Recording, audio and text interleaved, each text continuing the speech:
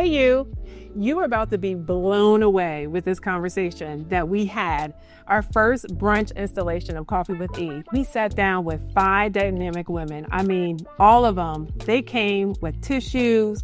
We started with lipstick. We ended with no lipstick. We went deep into real life conversations. I promise you, you're going to have to sit down and get your popcorn, your favorite wine. If it's in the morning, get your coffee. If you're in the car, you might want to pull over because this one, we go deep.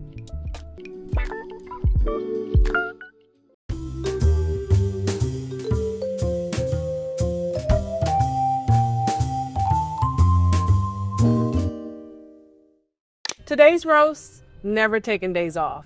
Like really, let's think about this, ladies. When it comes to self-care, it's very important. And one thing we can't do is to show off and say, yep, I'm hustling, I'm doing all these things. I don't have time for taking off. But guess what? It's either you're going to take off or your body's going to take off for you.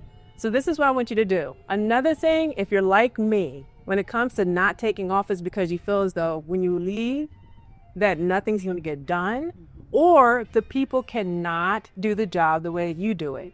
Can I share something with you? It's arrogance. So either you don't have the right people in the right seats to do the job while you're away, or you're too arrogant enough to allow the people that deserve to be in those seats to take them. So I'm sharing with you today, take a day off. You deserve it. You know what, y'all? I'm really excited today, okay, because this is probably the first time we're off location. So normally we have it in these beautiful mansions and we have the luxury feel, $1 million conversations. And Alicia actually answered the call, okay? She answered the call to a post that I do probably once a quarter. And I say, hey, who do you know I need to be in conversations with? And give me some ideas. So people normally tag. And then Alicia, she said, I ain't tagging her. I have her phone number. I want to call. She's like, you know what, E, I don't know if you thought about this, but I think it'd be a great idea if we had a brunch similar to what we see online with, what was it, Kirk Franklin? Yeah. He had a men's den. And the Kings. Den of Kings, yeah. So she brought it to my attention. I was like, you know what? I just saw that. And I thought it'd be a great idea if we do that too. So let's do it. Let's do it. So within 2 weeks, we got this together. Within 2 weeks. Only thing is we didn't know what place. So then, dear friend up here, she said, I got you. And within a week, we had a little establishment. So, true story, my husband and I it was after, I think it was confirmed. Yeah, after it was confirmed, we came here. I was like, babe, let's go to Coda Rouge, right? Mm-hmm. We've been there before. It's a great dining experience, so let's just go ahead and do it.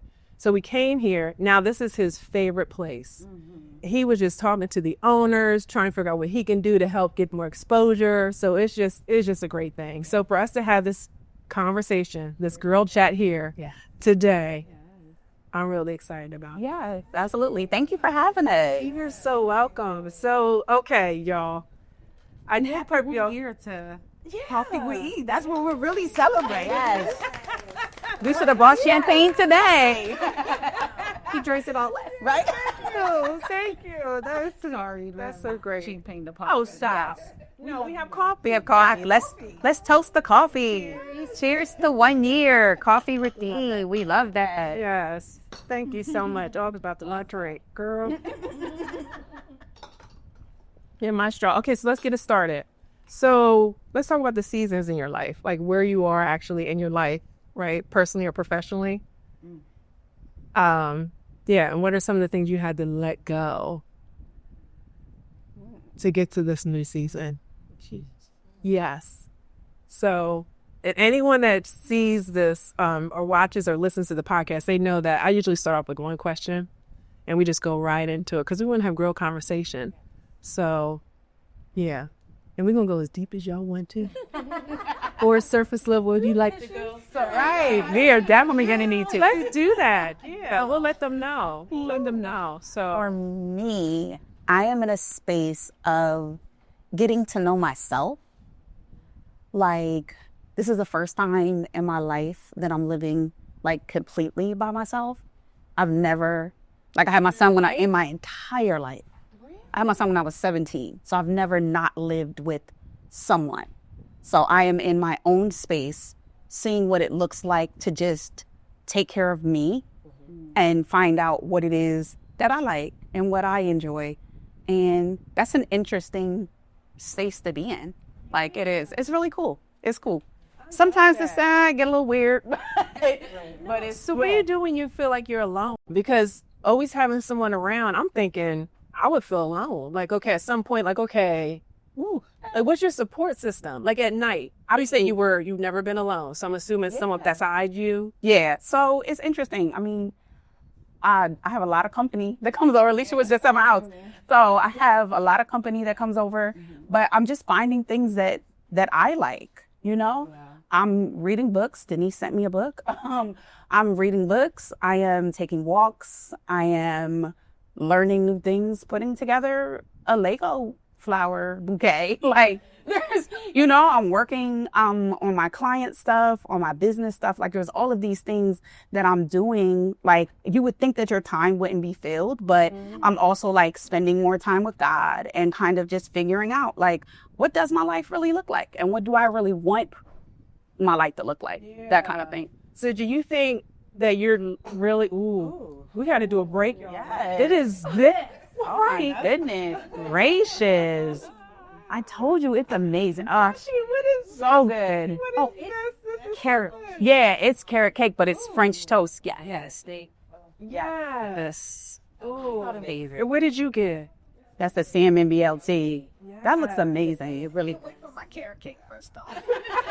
We won't eat. I promise we won't eat. We won't eat. We won't eat until everyone gets their food. No, we cannot. We cannot. We have etiquette here. We have etiquette here. Controls. Yeah, 100%. Spoil a little piece of bacon. So Madonna, we can't let you get off the hot seat just yet. So do you feel like you're now learning who you truly are? You said you've never been alone. In a way, like going on solo dates. Like, so now instead of like trying to find somebody to go to the movies with, if I'm gonna go to the movies, I'll just go to the movies. And I always thought that was strange. Like, my mom used to do that when I was young. She'd be like, "Oh, I went to the movies," and I'm like, "By yourself?" I go to Or she would go to dinner like by herself. She's like, "Oh, I went to dinner." I'm like, "Well, who did you talk to at dinner? Like, what do you mean? Like, whose plate did you share food with?" And she's like, "No, I just went because I wanted to spend time with myself." And I just used to like attribute it to her being a Libra, like, you know. But like, I'm just learning that it's okay to do things by yourself and learn to. because Madonna and I literally like are in the same season, right? Really? Yeah. So I became a mom at 18 with my oldest son just turned 20, wild. I've been kind of like struggling with that over the past couple of weeks. His birthday was July 30th. So it's like a 25-year-old. That's wild, right? Like, and people were looking at me like, you don't have a 25-year-old. Right. I do, actually.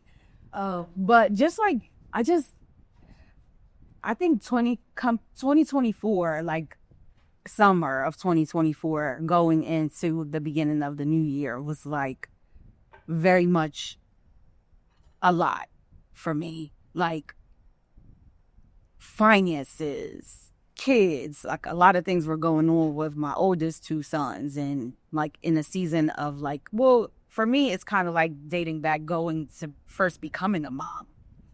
When you become a mom, not that you don't matter, but you have, like, you're not first anymore. Yeah. So since 18, I've had a responsibility for other people's lives. Now 3 kids, because I have 3 sons at this point. And it's like you put yourself on a back burner because everything has to be taken care of to make sure that, you know, they're good. So all these years, I've come into a space where, you know, I just bought a house 3 years ago. Just congratulations. Here you go. But when I first got my house in 2022, I got into a relationship. It was like all these good things were happening. However, I was like struggling with depression and didn't know. Okay, we're going to stop right there. Okay. We're going to say the Lord's Prayer. Okay. And then we're going to eat. Yeah. Okay. Who feels led to pray? Is it going to be me or who we help? Yes. Okay.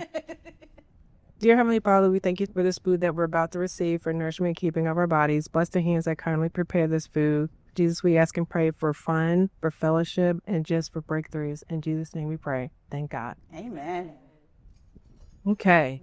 Where were you going with that? Well, I just learned that I was depressed last summer, getting to see a therapist. I've never been to therapy before. I didn't know that there was a such thing as functional depression. I thought people who were depressed literally like lay in the bed all day, crying, can't do nothing, don't function. And I'm going, thinking I'm fine, but in reality, I was struggling like with a lot. So I had some like trauma that I had PTSD from, and also being overstimulated. So I felt overwhelmed, but having the term overstimulated explained to me, meaning you put a lot on yourself, you put a lot on your plate, you're trying to take care of everybody and do all the things. That's a lot, and you need to fall back sometimes a little bit. And like you said, putting people in place to do certain things. However, I'm a single mom. I have been. So, my household is my responsibility. Yeah. My kids are my responsibility. My job, I work a full-time job on top of trying to, aspire to be a full-time entrepreneur.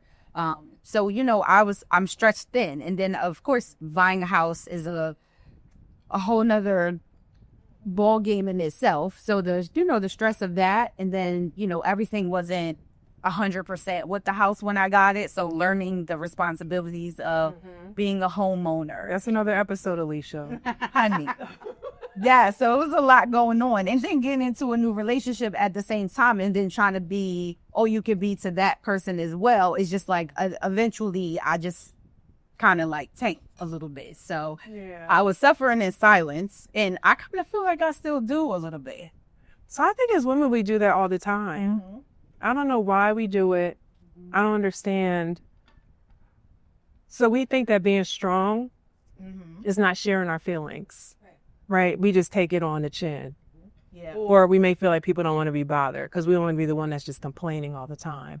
When really, when you have conversations, you release yourself. And most times, I truly am a person of faith. Most times when you feel as though you need to tell someone, that someone's supposed to give you, I believe, has what you need to get to the next, whether it's a minute, the hour, day, or month, whatever it is.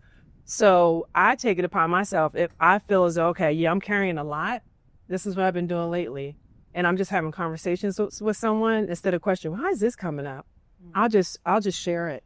Because it may be just the medicine that person may need. Right. Absolutely. Right. So I want to challenge all of us at this table to stop holding on to our issues or our challenges or just the burdens that we carry. Because more than likely, you're going through the same thing someone else is going through. That's how I feel. So I always say there's triumph in transparency. Yes. But we have to hold space for how many times possibly was my vulnerability weaponized against me. There it is. So if someone helps me or I confide in someone and you remind me of it, you'll never hear from me ever. You'll never hear about it again. Right there. So a lot of times we find, women, we're not having these conversations where, Alicia could say, I was struggling and I feel like maybe I still am. And then I say, me too. We don't hear that enough. But so then I'm looking at, well, she stays beat to the gods. She's dressed flawlessly every time she walks out of the house. Everybody has said that. Exactly. And it's just like you don't look like you have anything going on. Like, well, do you know? And if you don't take the time to stop and say, I was struggling or I am, I would never know, which that makes me less likely to say, me too, or just the comfort. And I'm not asking for you to have an answer, but it's just like, okay, she is struggling, but still figuring out a way to get up and do this. And like, I can too. Right. So I think that weaponized vulnerability, there is some apprehension from a lot of women. I would agree with that. I did have some people reach out to me because I shared New Year's Day. I went to church service. Which I haven't done bringing in the new year in church in a few years. Because I've also had my struggles with the church church. Sure. So, but yeah, just I needed to like release all that on the altar. And when I say I literally cried my lashes off, like when I got up.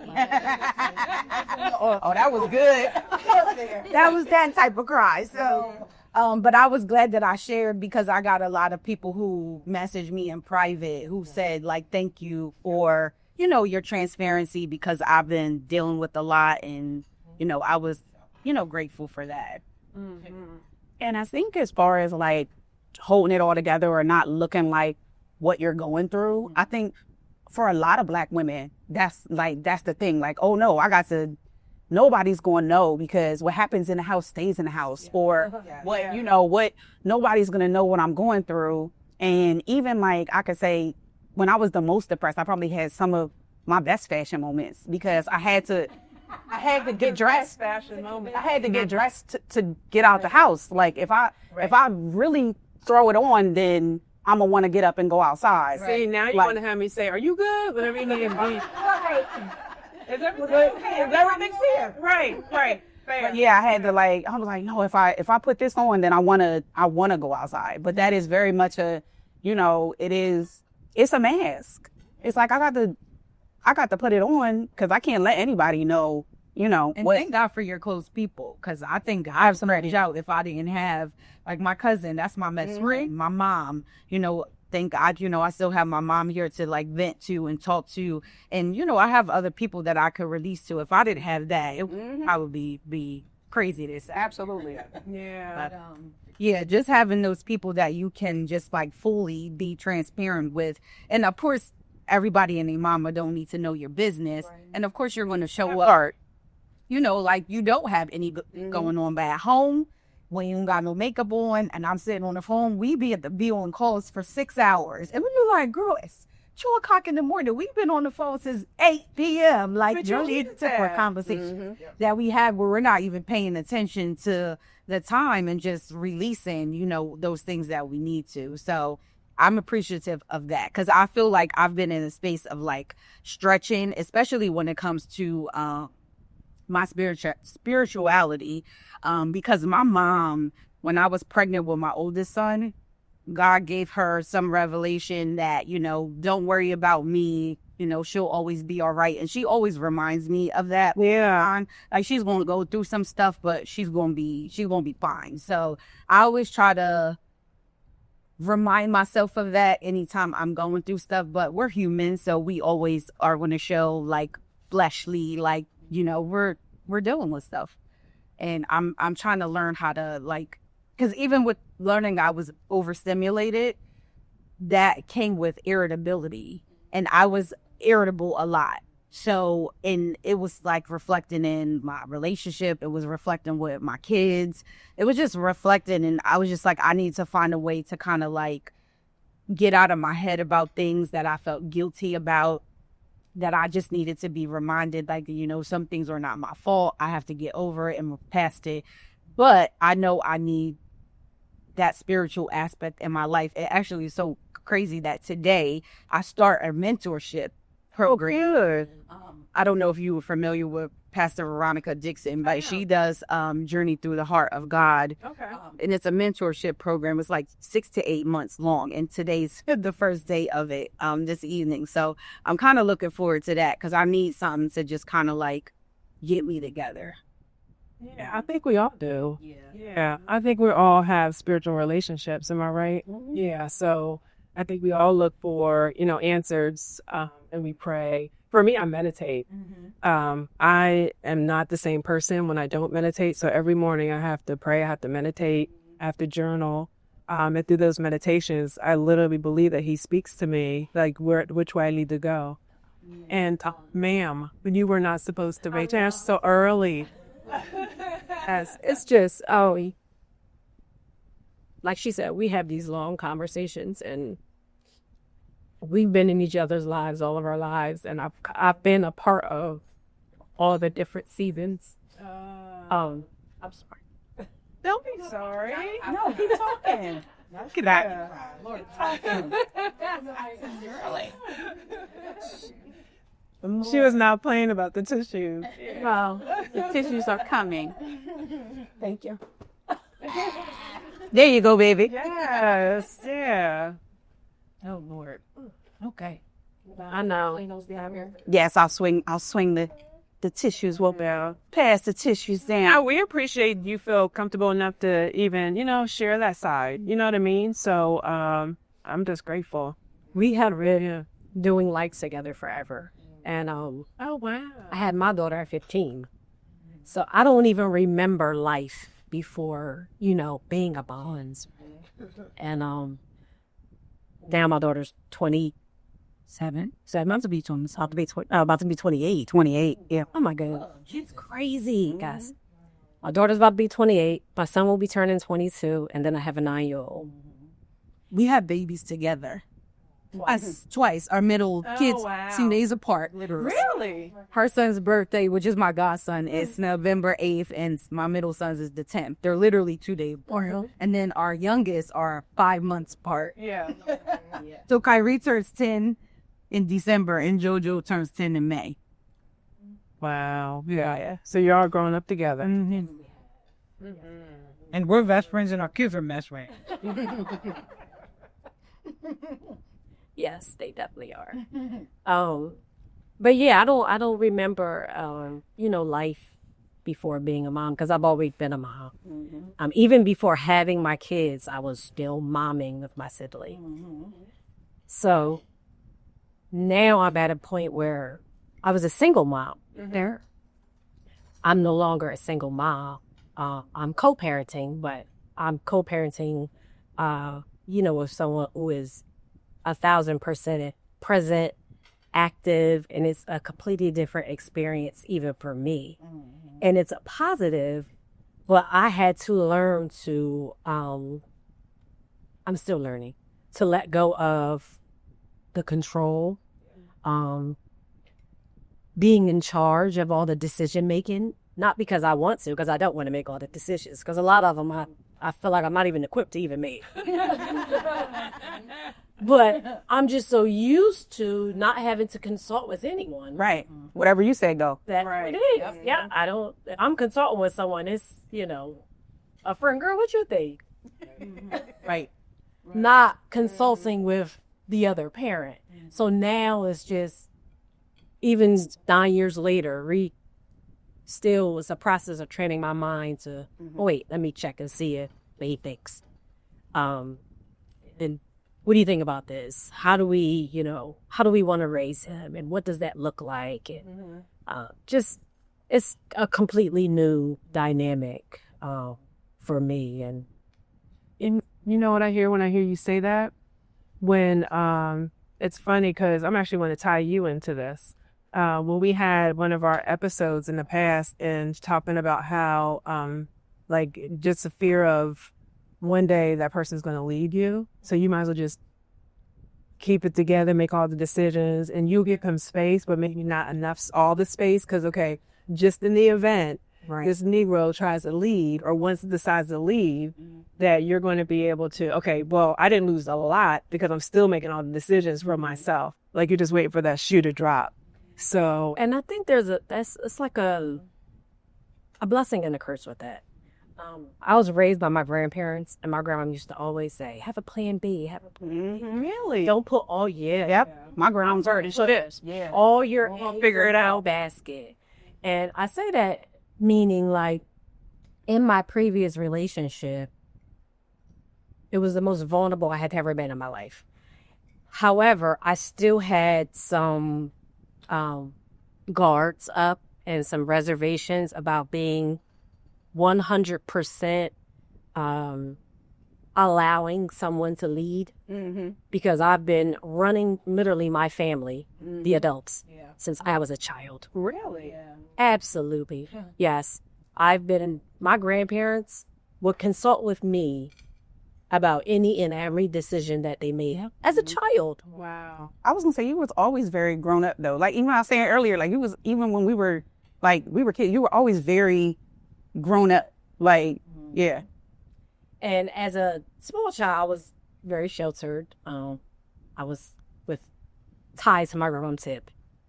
And I enjoyed that. I didn't know life outside of hanging with the seniors. That's probably why I have like old soul.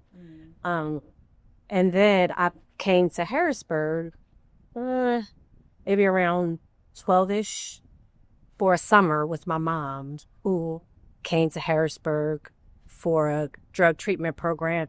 Promise Place. Are y'all familiar with Promise Beauties? My place says, well, I don't think it's around anymore. Okay. But they saved a lot of lives. She was one of them. But so she came here, attended Gaudenzia, and then transitioned into Promise Place. Okay. Then they helped her, kind of like Brethren, where they, housing, and they'll get you on track with plans to be self-sufficient. So she got her first apartment. I come out here. I'm coming, for the summer just to visit her for a little bit. And I was so excited because I never knew my mom suffered from addiction. I had no idea. Oh, so they where she was you from that. Yes. But there was a little too much protection. Okay. Because I was oblivious to that other way of living. So I come here for the summer and I'm like, this is amazing. I'm outside. Right. It's fun. Right. We're walking the street lights where no supervision. I'm like, oh, I love it here. So I met one of my best friends, Paris, and we just had the time of our lives for that summer. Aww. But during that, I was momming, which I never did. I didn't cook. I didn't do laundry. I didn't know how to do any of those things because I didn't have to. Well, when I came here with my mom, she's like, oh, yeah, no. You wash dishes, you cook, you watch babies. And I'm like, so she raised you like she's just an egg. Right. So I immediately jumped into being in charge. Mm-hmm. And it's like almost like from that point on, I guess my grandparents were just like, oh, okay, we've been babying her, but she's mature. And then it was like, well, Krista, I'm thinking about, what do you think about this? And I'm just, oh, yeah, no, we should do that. Oh, well, one of my uncles, your uncle asked me, what do you think? No, I don't think that's a good idea because I'll start running the family. And it just went from there. But I say all that to say, I'm at a place now where I'm like, probably maybe like the last 2 years, I don't want to be in charge anymore. I no longer want to be in charge. Mm-hmm. I want to just be in charge of me and my 9-year-old, and I want to guide my grown children. But everybody else, no. I had to get to a point where I was comfortable with saying, not today. I can't handle what you're calling me to tell me today. I can't handle it because now I'm carrying my baggage. I'm carrying her baggage. Her bag, it's just too much. Did you feel guilty the first time you said no? I did. Of course. I did. Yeah. And I played it out in my head several times. Yeah, okay, when this, because you have your people who are always calling on you. Mm-hmm. Okay, the next time they call, what am I going to say? And I didn't want to be like, no, not playing. Absolutely. I had to because I didn't want to not be there because it's like, but they need me. But then I need me. My kids need me, and they need the best version of me. And I can't keep depleting me and giving them the scraps because that's what was happening. My family was getting the scraps. Even yourself. Yeah, right. Exactly. Mm-hmm. But everybody else was getting the best.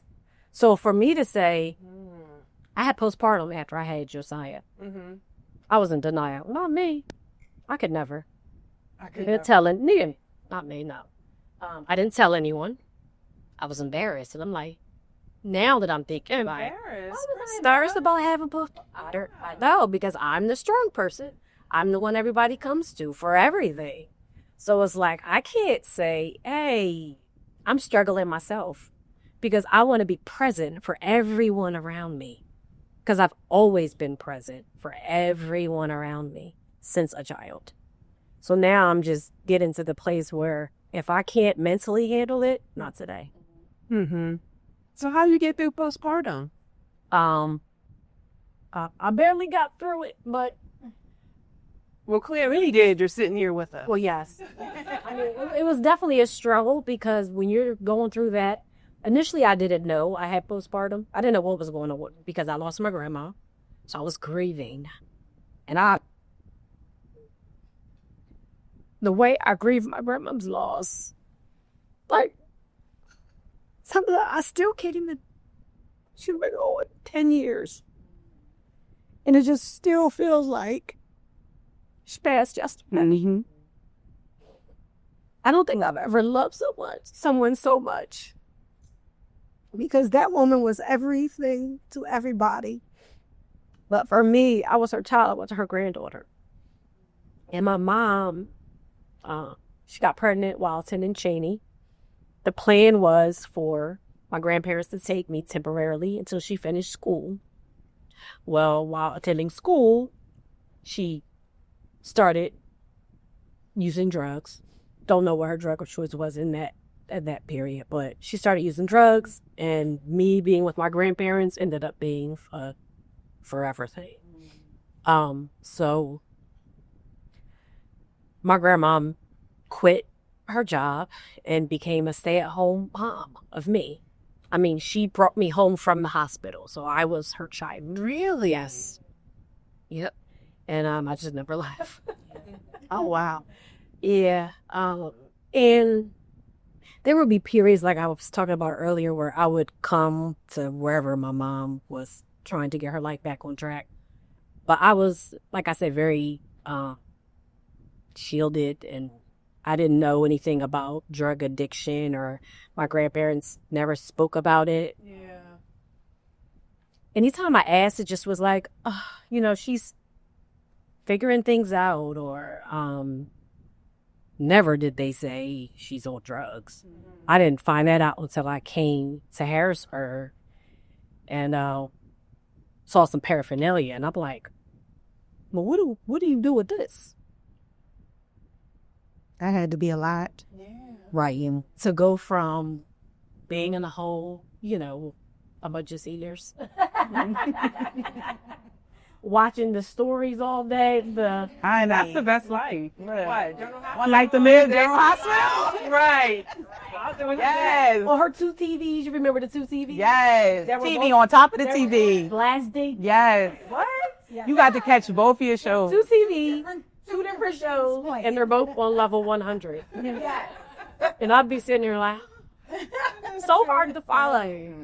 But to then coming here and just finding out that there's a whole nother life outside of the box I've been living in.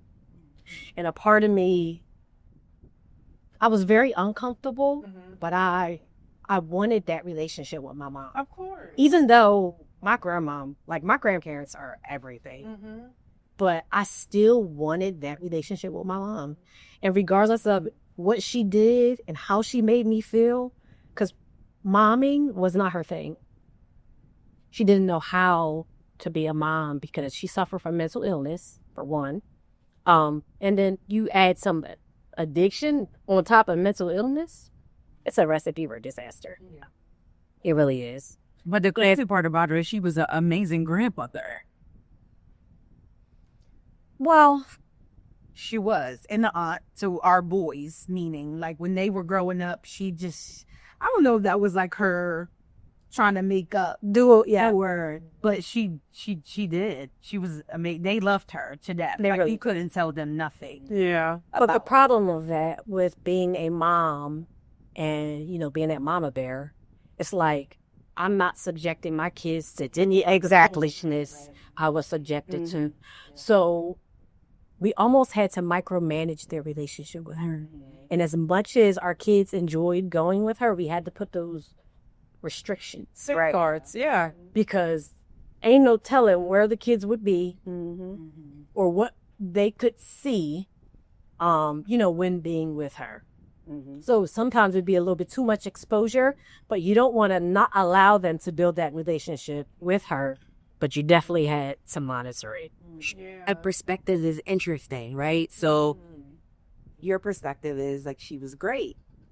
And immediately you're like, Well, to her, Yes, because and they don't know nothing about what her extracurricular activity was. We knew, so I more so had a closer relationship with her than Krista did because Krista just had her right with her from like growing up and what she had to experience with her. So a lot of the times she would communicate with me with stuff. However, she loved her grandkids, and that was like her main thing, that she wanted to make sure that she had a relationship with them. And it was a matter of, like Krista said, trying to protect the kids from knowing like what her life is like really about, even though she's taking them to the store and buying them candy and they're having movie nights and doing all the fun things that But she was also probably trying to make up for lost time too, like trying to redeem herself or atone for the things that she had done. So, but from our perspective, the kids didn't look at her but nothing much, you know, grandmom and Ronnie, and she was this amazing person, which is great because you probably protected them the same way your grandparents protected you from her. And kudos to you for being able to allow that, and I'm sure fight the feeling of, well, why not me? Why not? Like, I was not enough. You're very good. You know, she is. You cared about them, so you have the capacity because I see you doing it. So what was it like about me? And I definitely struggle with that. Feeling like, why couldn't I have my mom? Why was it IMF to, you know, get off the drugs? Yeah. Like I said, I don't know life before being a mom. I will lay my life on the ground for my life. I won't play with my kids. So I just can't, I couldn't never wrap my head around why birthing this beautiful baby that you just love oh so much, you just boast about. And then it's like, okay, your mom will give me off to your parents and you go lick your. Now, did she raise your sister? She didn't raise any of her children. Marcus Harris. So when your mom was growing up, right, it was almost as if, For parents. right, but it was almost as if, okay, don't know, were your mom and dad together? Were they married at all? No. They were never married? They were, however, you were growing up in a society where, you know, you grow up, you have children, right? It wasn't like it was a choice. And although some women in that generation had the strength to speak up and say, no, I'm okay being without a child, most of them had children as soon as they were like 19, right? Because I know to this day, or the way my mother raised us was, hey, you got to figure out who you are first before you could become a we. So who me is before you become a we. So maybe, and I know that if she had to do it all over again, she probably would have waited to have children, just based on the conversations that she has with her daughters now, that maybe your mother, you know, put in a situation, she felt as though, oh, dang, okay, I had this child. I thought I wanted children. Now I'm deciding that I don't. And then she didn't know what to do. So her escapism, not making excuses at all, right? But just maybe looking from a perspective of, okay, so why did she choose not to want to raise, you know, a child? Well, that was actually the best decision. That's where I needed to be. So she was selfless in a way. Yes, I would absolutely. I would say that because that was the best thing. Yeah, What a big That experience at all. Yeah. see, right? Because the little periods of time that I would be with her, we'd be here all day talking about those experiences. But yeah, she did the best thing by allowing, you know, my grandparents to raise us. But yeah, so I just felt like I just went down the rabbit hole. We love it. We love it. Look, we have some room talk. You know what? You literally just helped somebody. Yeah. I promise you helped somebody. So thank you. And I'm getting choked up. Can we talk about the food real quick? The food is amazing. It's so good. Try to stop crying. Yeah. It's Almost gone. I know, right? Were you able to eat? Did anybody eat? Yeah, I ate. Yeah, it's delicious. No, it is. It's really good. It is really good. And very What good. do you have? Yeah, so she told me, and I forget, I asked for a surprise, but it's really, really good. I don't know what it is. It's like a steak omelet. Omelet with steak, yeah, and it has rice in it. There's even some ketchup in it. Like, I'm just like, Okay. because I love ketchup with eggs, and I never had to look at that. I love ketchup raid. That's such a thing. So it's really good. And it tastes like it might have like a little bit of barbecue sauce in it. So That's yeah. different. Yeah. Chef, yes. Yes. We love it. Yes. Mr. Shonda. So she's our community relationship pro. As I don't know if y'all know this or not, but she hates the title. She hates it. Did you know why she got the title? She's been with her man since she was maybe 8 years old. I was not. Hot third grade. So clearly she's Go together real bad. right. Clearly she's. She said she was on the playground like, that's my man. No, literally. That was seriously for real. How long y'all been together? Oh my goodness! This year made 32 years. Some we were teenagers. They've been married 20. This year makes 60. Oh my God. I think that qualifies. Absolutely. That's like the same as that's the same as forever. Yeah, it is. That's like for me. Right? Forever. And as soon as I heard your accent, I said, she from New York. Yeah. Me too. I said, I was born in Harlem Hospital. And I also lived in the Bronx. I'm from the Bronx, and I can hear it. from Harlem. Okay. That's from New You York. definitely sound like your vibes. Yeah. Brooklyn sound a little different than that. She started talking on the Zoom the other day. I was like, she from New York. That's right. It's too funny. So she's almost at a little disadvantage. Actually, both of us are. Y'all are, no one knows this, but now they know. We're going to cats out of the back. Y'all four know each other. Yeah. Me and her know each other. Oh, wow. Yeah. And we wanted to have a conversation, like an open conversation, because we always see each other from afar. You know what I mean? And we admire each other. Absolutely. Good energy. So yeah, her and I are at a disadvantage, but we catching up. Yeah, I would just say We catching up. only because it's amazing that you could be from different places Yeah. at the same experience. 100%. Yeah, I was relating to you when you talked about the irritability. And it was something that my children actually were to like probably about 2 years ago. I was like, why am I doing that? And I found it regular, that it was a thing. Like, yeah, I get irritable quick, depending on the situation. So I realized that undercover it was anxiety. Not being able to control the situation, the time, the whatever, and then trying to, like, oh, wait, hold on a minute, or like snapping and being snappy. And then I realized that it was about creating boundaries. So this year, as difficult as it was, it's like I'm creating boundaries. The first time I did it, I cried myself into a nap. Guys, I seriously did. I came home from work. I had a really hard day at work, a student that I was trying to get to graduate. I just knew it wasn't going to happen, and I felt kind of defeated. So I came home, and I was already, like, feeling away. And my girls kept calling, and God bless them, I love them, but sometimes they just call about stuff that's like in the grand scheme of things, it's not important to me at this moment. Yeah. So I sent a text, and I was like, I love y'all a lot, but I'm not taking any phone calls for the rest of the day. If it's an emergency. You said that to your kids? I did. They didn't take that to a lot. They didn't. It took a lot for me to do it, and it's the reason I cried myself into the nap. But when I woke up from the nap, I just felt so good about setting the boundary. And I think that I probably cried myself to speak because little Trishonda needed that.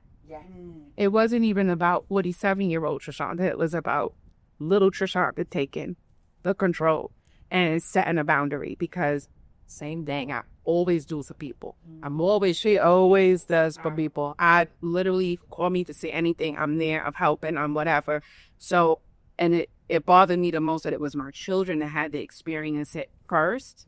But God does everything for a reason, because now that I set the boundary with them for that particular day, it's easier for me to have the conversations with other people. Like, hey, y'all, I'm not coming. Because I just don't feel like coming. I used to eat me up. That's the part. Why is it so hard for me convicted by my words? I don't want to go. Yeah, like if I say I'm coming, I gotta go now because I said it out of my mouth.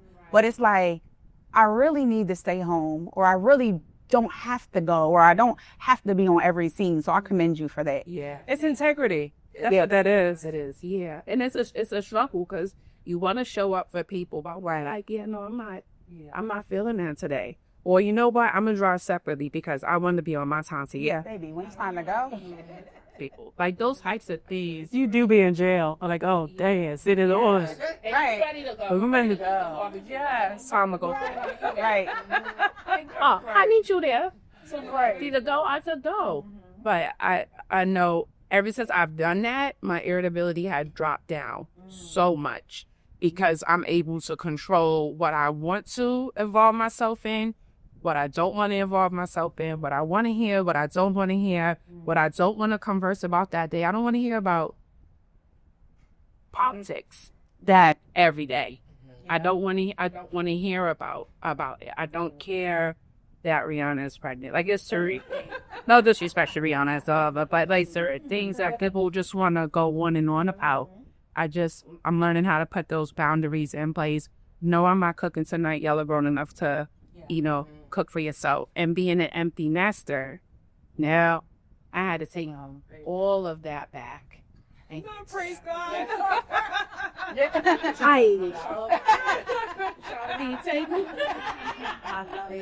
We could have been that soon, but we decided to have more babies. Fall in love, they said. Have kids, they said. Who are they and why more? Exactly. They was really. That is so funny. But it's the control. So when you ask about what is feeding you right now, Right. it is relinquishing control, Guri. So my son That's so hard. It's so hard. Yeah. My son is 21 and he's in college. Just went back this past weekend for his senior year.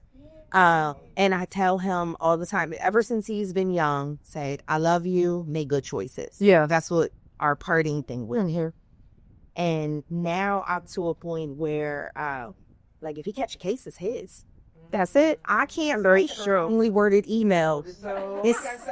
They can't fix it now. That's so I was true. the one going to the superintendent. Like, this is an injustice for my baby. Well, now at 21, if you make, like, the choice is yours, but so is the consequence. And that is hard for me because it's just been the two of us for so long. Yeah. I controlled everything. I made sure everything was okay. And so releasing, like, what I love the most into a world that doesn't love him the way that I love him.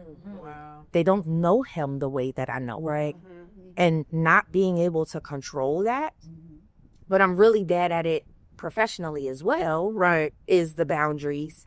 And until I started to view it as my own hubris. So tied to your roast, if I don't show up to work today, it still would stop. It's Like, still work correct. doesn't collapse. Yes. And for me to put myself in a position where if I don't do it, it doesn't get done, that is arrogance. That's the arrogance. That's how she ever is. Somebody's going to do it, or it's just going to be there tomorrow. Tomorrow, get best exactly right. Dirty Dog Calling. Thank you so much for your sponsorship. If you're looking for a junk removal company, they are the go-to company. Whether you have a small job or a large job, and even excavation, you want to check them out. They are reasonable and also timely and effective. Dirty Dog Calling. Now back to the show. And I think to that point, there was like this TikTok that was like, take your vacation days, do everything you're supposed to do. Because if you die today, they gonna post your job tomorrow. So do all of the things. Because the work is still gonna get done without you. So My literature is trying to figure out the words to write in my obituary. My obituary hasn't made it to Penn Live, but my job is posted. They're already doing a candidate and I was everything to him, and Madonna and I are each other's. I'm gonna write hers, she's gonna write mine. And we're the obituary writers For everybody. Yeah. So because we're the writers, it comes to us. So they'll say, Madonna, we need you to write this, and she gets on the phone with me, and I'm like, I got it. Same for me. You know, somebody in my family passes that I'm too close to. I'm gonna write it. I didn't know the dynamic here, so she's a writer too for her. I'm sure for your family. Yeah. So And it's the hardest thing. it is. And they call you with ease. Guilty. Can you write a poem? Guilty. You got a poem? Can you write a poem? I don't. And I think Let me work on something. right. I think where I'm grateful for that piece is that if I'm too emotionally tied to it, like Denise can do it. And she knows enough about it, you know, to say, all right, cool, here's what I came up with, you know, and most of the time I don't even look at it. Like I'm passing it because I don't even want to read it, you know? And so I'm grateful for that. I'm super grateful for that. Yeah. You be having my back, girl. So at one point, I was really facing like my own mortality. And we sat in the Hilton having lunch one day, and I told her, I said, one of the best gifts that I could give to you is one of my best friends is that I'll write my own obituary. So that's I do it in a Google Drive, and I'll give you access to it because I don't want to put that on her. Because who else is going to do it? Right? Been doing it for each other for almost 15 years. Wrote their own obituary. Like, I plan to write my. I had death anxiety, so I wouldn't even be. Well, I'm serious. Like I did all this suffering with that as a child, and I used to absolutely hate my parents for making me go to funerals, like literally. So to this day, it's like no disrespect to anyone that passes on, but it's like if I absolutely have to go to the I'm the same way. I don't go to funerals. that's fine, not there because for whatever reason, for me, like that vision, the whole day that is just lingers forever. I'm like not sleeping at night, and I didn't know that there was a such thing as funeral anxiety. And I relate that back to like I think what drew it out of me was my godfather. He was an older man. He was like a friend of my grandmother, so he was older. But when he passed, when I was probably like 9 years old, he was a very like high yellow man. When he died and at his funeral, he was very dark skinned in the casket. And I did not think that that was the same person. However, he was sick, like he had cancer or something. And apparently, you know, your skin can change and all these things. A 9-year-old, I don't know no better. I'm looking at, and then you got me at a funeral where you're just staring at this deceased person the whole time. I cannot do that. So I'll literally like position myself to where I can't see. Because I just don't, if I have to be there, I just don't want to be bothered with that. But I'm like very much like I wouldn't dare think about writing my own obituary. Like On the end of the view, stick dinner, it's already closing. Darn. So how do you balance that though? Because I had someone that actually passed away. grandmother. He had to read her casket. Oh. My aunt, who's she just recently passed too some months ago, but she was very obese, and they were having a difficult time getting her out of the building in Manhattan. She lived in the high-rise building in New York, and she missed the whole funeral. So she was not letting them take her sister without seeing her for the last time. So they had lowered the casket. You know how they do all the things, just the flower arrangements. She came, and then they had to reopen it. And I was just like, that's a lot to be kidding me. Because I was already thrown off with it to begin with. Like, my grandmother wasn't supposed to have a open casket. My grandmother wanted to be cremated, which she did. But my mom saw that they did a beautiful job with putting her together, and she felt it was necessary. So I showed up to the funeral expecting not to see her, and I walk in and her casket is open, and I sat right in the back, and my dad came and sat next to me, and my dad said, whenever you're ready to go up there, because this was the viewing time, I'll walk up there with you. But yeah, so the whole funeral service and all that, it's a lot for me. And then to have to reopen the it was just too much. It's a lot. I will have everything planned. Choose a T. When my grandmother passed, my dad's mom, she had everything. And I just always joke with her. I was like, Grandma. So she still had the insurance man come by and pick up her check every quarter. And I was like, you know the person I know that got a funeral on layaway. Well, my grandma got too, though. You know, that was just like a generational thing. But when she did pass, everything was laid out. Her dress, her casket was picked out, everything. So she had 5 boys, and they moved in tandem when they went to the funeral home. and they didn't have to make a choice. So she allowed us to just more. Because funerals can bring out the worst in it. No, like it might be a $500 insurance policy and everybody want a piece of it. Like that's talking out. Like it was none of that. Everything was laid out, and really her only like demand was don't put any red flowers on the caskets. And so I'll never forget, we're like in the limousines and we're pulling off from William Howard Day, and somebody not knowing had pulled one from a wreath and set it on it, and my dad hops out the limousine on the boat and runs it. He goes and he grabs it and makes sure that it's not on there. So we could, like, even in death, we could honor her. And it's like that's all we had to worry about. Had the same, just play it, don't make sure so never. I was on the asking. They didn't have to worry about anything. One thing I do recommend if you like don't want to attend a funeral, just from experience, especially if it's someone that's close to you and you want to be there to support them, you call them and let them know. Because I had the mistake of someone that was near and dear to me. They lost their father, right? And the anxiety, I don't do funerals unless it's someone that, that's directly, so grandfather, parents, that's it.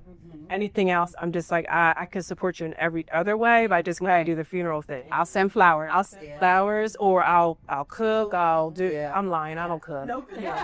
Jesse will cook. Jesse will cook, whatever, something, no. But just let them know, because of that, it took us a while to mend our relationship, because they thought that I just wasn't there to support. Like I was being selfish.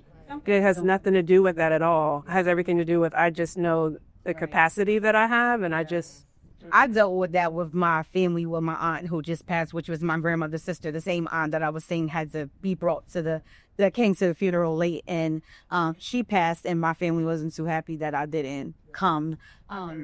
One, not to sound selfish, but the day wasn't convenient. They live in New York. That's 3.5 hours away from me. So I was just kind of like, well, the day's not working. But to be honest, I told my mother, my mom knows me. And I told her, I was just like, I'm sorry, but I'm not feeling like, and I always relate my aunt back to my grandmother's funeral because of the experience, right? However, my grandmother's funeral was like probably the toughest funeral for me, because I watched my mom lose her mom. That was a whole other experience in itself, because I'm very close with my mom.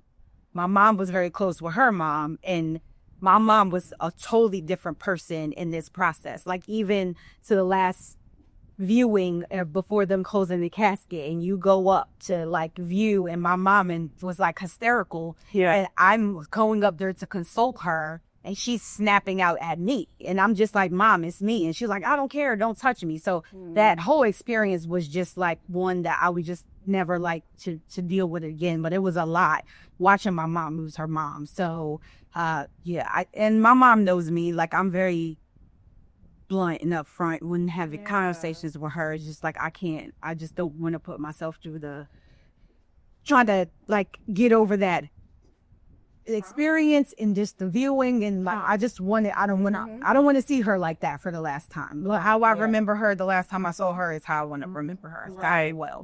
You see how one question led to all of this? We didn't meet the Trish with Donna or Denise.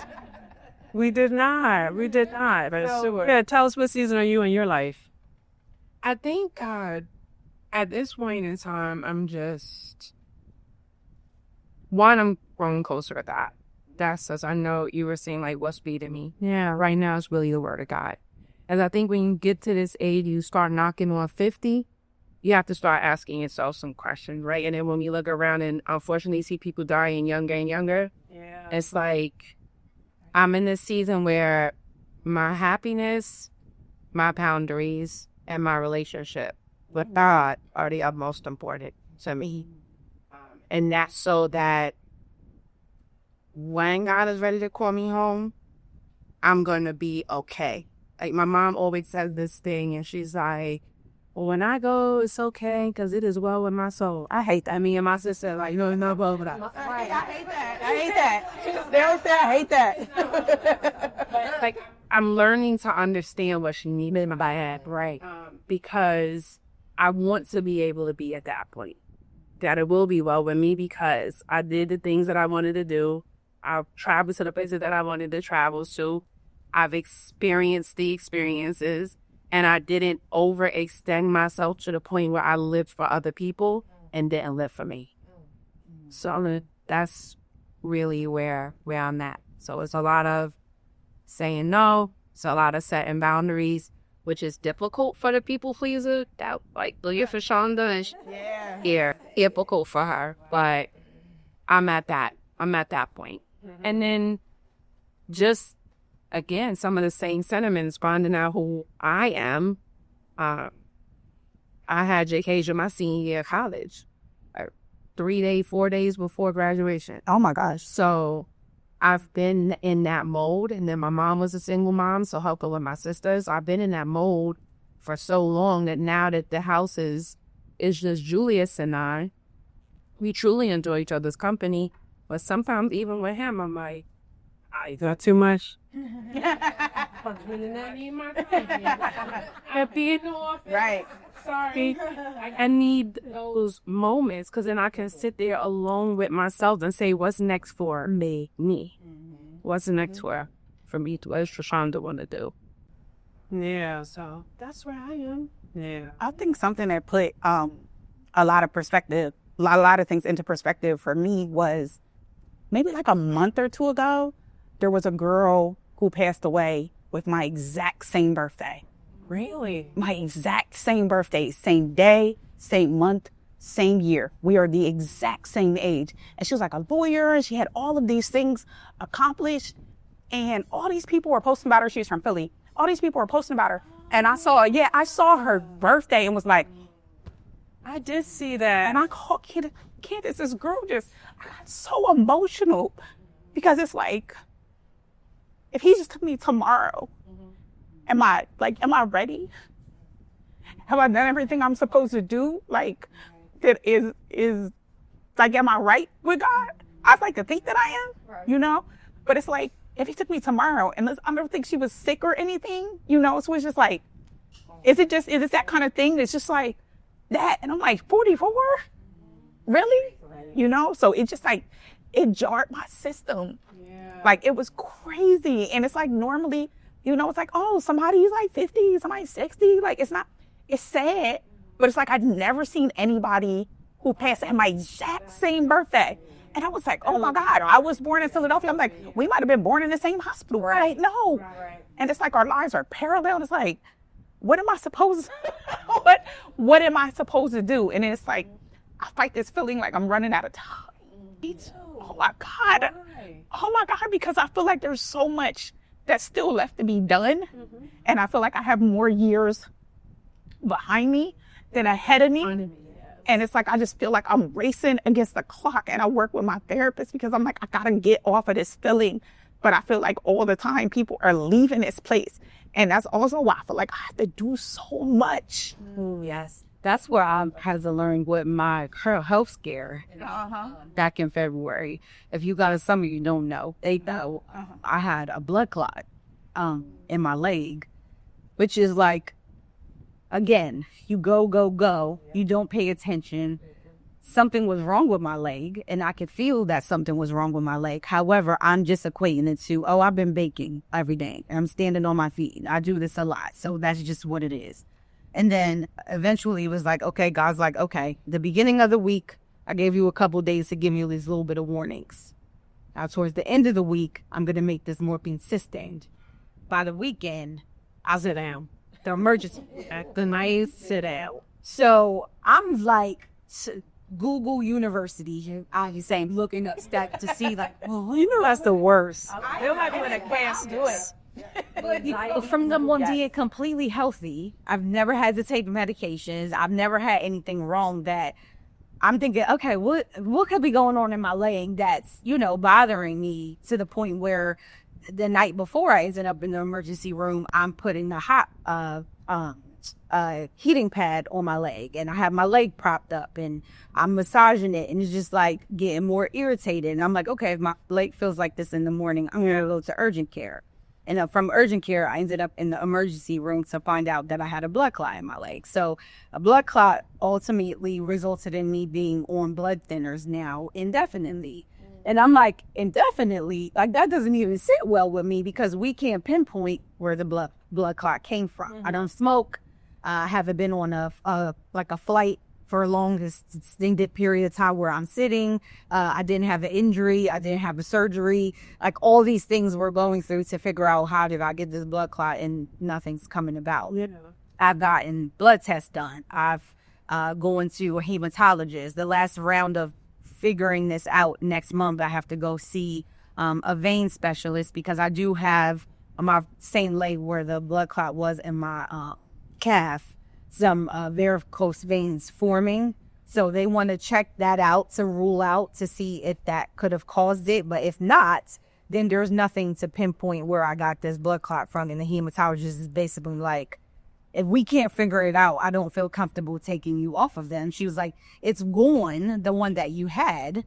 However, it can come back, and it's not to say it's going to come back in your leg. And where it can come back, it can be deadly. So she's like, I don't feel comfortable taking you off of them. And I'm like, okay, well, can we revisit me on this medication like in another few months? Because indefinitely, I'm only 43. Like, it was a point where that happened, and then I had some kind of injury to my other ankle that I ended up having to wear a brace for. So I have all these medications sitting on my nightstand, and I'm like, I feel like a 70-year-old Baby. for all these meds.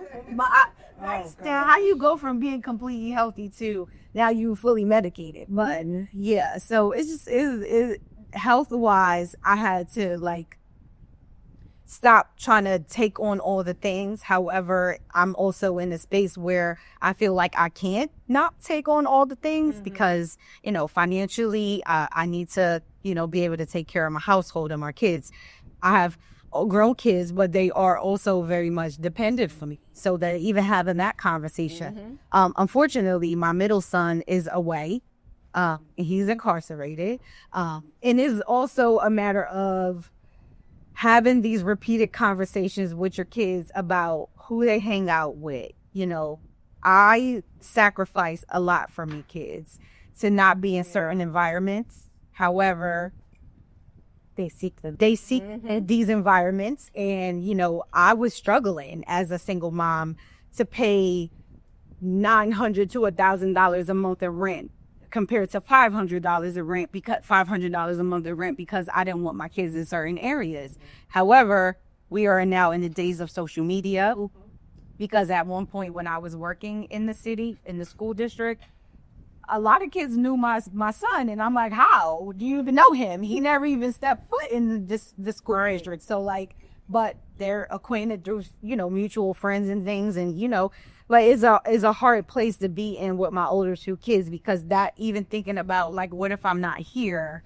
That's why I'm scared, is like, what are they going to do without me? Yeah. Because I feel like I was trying to put them in a space to, like, you know, be fully sufficient for themselves. And that's where I struggle. Like, where do I fail as a parent? I think you should give yourself grace, though. Yeah, go ahead, Denise. Put them in a place. She did. Thank you. And at what point do you accept and acknowledge that the choices and consequences are theirs? Yes. I know that at the same time, as a mom, that's very hard. It's very Sure. My son being away, it's like he's consistently calling me. Like I can't save him. So I struggle with that a lot, because he's like, Mom, can you do this? Can you call this person? It's almost like he wants me to walk in and be like, let my son out. And I can't do that. And what you can continually say to him is no, and I love you. Right. Every time he calls and asks you something, no, I can't, and I love you. Because those two are not mutually exclusive, right? Because you're not doing for him doesn't mean that you don't love him. You still love him, right? However, kind of the weight of that is some things he's just got to walk out. There are things that your parents would have loved to just raise their hand and take it away from you, but they couldn't. It gave you That is so true. And that's the hard conversation because I'm saying to him, like, I wish you would have just listened. yes. And it was actually, I felt guilt because I put him out. Mm-hmm. But this was years Yes. of me threatening this. All right, enough is enough. And then like a few days after Christmas, this past December, I put him out because he just, Well, hold on, Doris. Hold on just for a second. Because you didn't put him out. You set a boundary, Dan. well, yeah. You set a boundary, and he decided that he couldn't adhere to that boundary. That's right. He made the decision to go. Yes.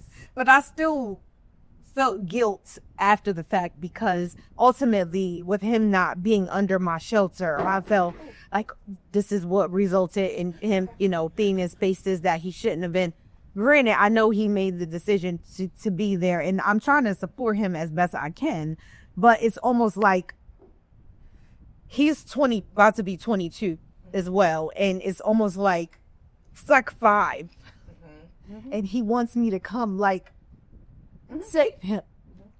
And when you have mom guilt, which is so prevalent in today's society. So one thing you have to do is you can't be an enabler. I can talk from experience. You cannot. So what's going on with young mothers raising young men, right? To be men is we can't raise them, right? I'd be the first one to say it. It's like, how dare you say that because I have a son? So I know from experience. If it had not been for my husband, I truly believe that my son may have faced going to prison or being swayed a different way because I don't know the life or the language or the experiences that men have to speak to it, right? So one, don't feel guilty. You did the best you could with the resources that you had. Yeah. Yes. Yeah. The second thing is he's going to have to learn how to fail forward. And it's going to be as painful as it is. You cannot enable him. You cannot. You can talk to him and say, this is what I would suggest you do, but he's going to make a decision and you cannot feel guilty about the decisions he made. And I'll tell you, so when my little brother went to jail, right, he only needed $300 to get out. My mom called me and she called both of my brothers. And she said, if you get that boy out of jail, you will have a problem with me because he needs to sit so that he can hear from God. Oh, he has not had an encounter with God. He needs to have one. I know it's not going to, y'all could get him out. Y'all could get him out today. Because when we're like, how much is it? All right, $300 is nothing. Like, we about to go get him. Right. He sat for 6 months for $300 and he never went to jail. He never went to jail. That would be the case for my son. And I mean, even though I struggle with the guilt of, not. That's natural. I can't really do anything. You did something that warned you to be there, saying absolutely. You're being accused of something. But that part. I also felt like I've been telling him for so many years, he's always guilty by association. It's because of the type of people he wants to hang with. He's never really the one directly doing anything. He's always around. He's the wrong place at the wrong time. Why are you there? So we've had hard conversations, and just maybe 2 weeks ago, he called me. He's emotional on the phone. The conditions where he is not all that great, and I said it's not supposed to be. In the hopes is that this is your one and done situation that you won't end up back there. However,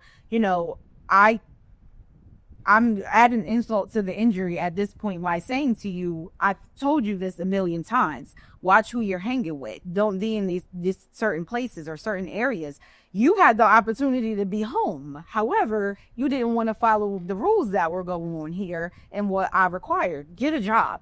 He didn't want to go to school. The fight was to get him to graduate high school. So let's even start there. So to get him across that stage to graduation, I was hoping that accomplishment would catapult him into, wanting to do other things. However, it didn't. And I gave him a little bit of time to figure it out.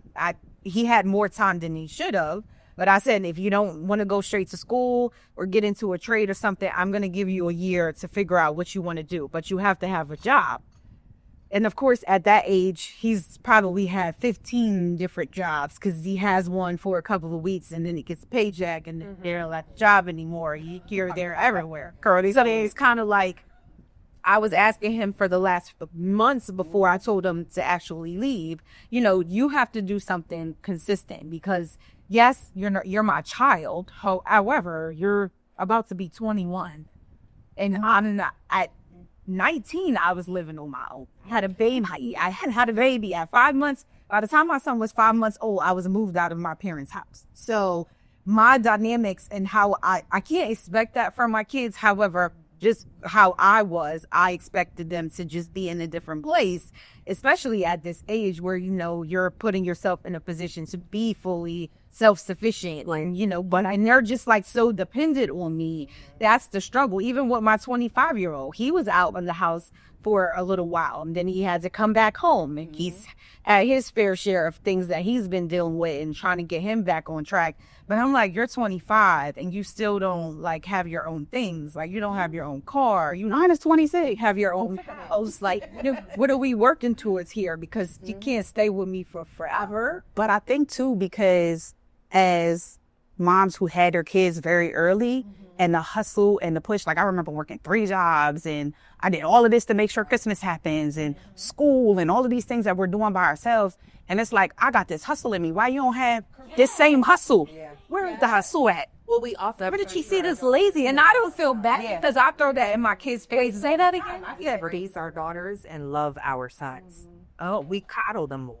Well, I tell my kids all the time, Like, you gotta, there's this expectation that you're supposed to do all of these things. So then when you're 17, you're a fully functional adult. Like, it's just common sense. And boys don't know how to do anything. Sons get pushing 30, over 30. Situation is like, Still at home. yeah, and my parents both worked. So I took, and I'm the oldest of all of my siblings. I'm probably 8 or 9 years older. So my dad is my stepdad, but that's my dad. He's been with my mom since I was 6. My mom and my stepdad have 2 sons together, but my stepdad had a son with him that my mom got together. And I'm older than all 3 of them. All of them are brothers. That's my dad. But my parents both worked. So I was responsible for making dinner, cooking. That's why I cook. Why she cooks now. Because my mom was like, listen, I'm going to work till 6 o'clock. I get home till 6:30. I'm not coming home. So I was responsible for making sure my brothers got home from school. We had dinner, all those things. I was that kid. So I've always been responsible in taking, even when my brothers were babies, I used to come home from school, do my homework, go get them, take them in my room with their bottles and their diapers and give my mom a break because she was home all day with the newborn, and take them right in my room and keep them until the time of the all would have starved until she got home. Correct, absolutely. My brothers didn't care about nothing. I love that relationship with my brothers now because they call me first for everything. Literally, like You're their second mom. yes. Right. Wow. Literally. Yeah. It's just interesting. Like you learned to cook, like taking care of your brothers, right?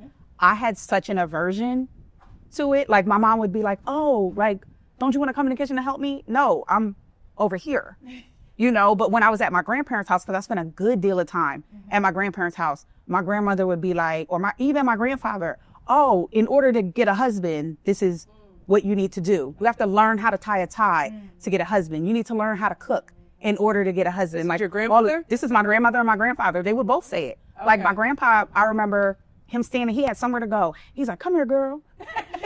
He's like, here, I'm gonna teach you how to tie a tie because that's how you get a husband. Like that's how, like everything was predicated around like in order to, you have to be this, in order to do all of these things, you got to learn how to take care of a man, you know? And so everything that I learned, all of these things that I learned, even like the first thing that I learned how to cook, like I knew, like when I moved out on my own and I had my son, the only thing I knew how to make was brownies and lasagna. Cause I knew how to I could make brownies. Yeah, I could make brownies with my eyes closed, and I could make lasagna because I needed to learn how to make lasagna so I could have a husband. Like that was the thing. It's like, Lasagna was the winner. yeah, that was. So when I be trying to like, right, I be trying to impress a man. I'm going to make lasagna.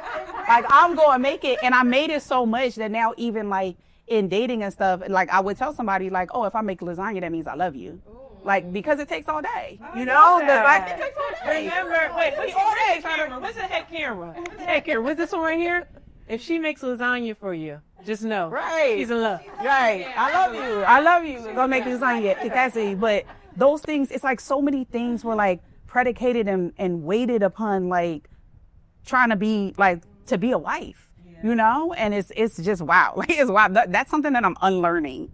I'm unlearning that. Had to take 2 seconds to thank Allstate Insurance for sponsoring this episode. If you're looking for car, life, or casualty insurance, they're going to be your ultimate insurance company. Thank you, Rob Shaw with Allstate Insurance.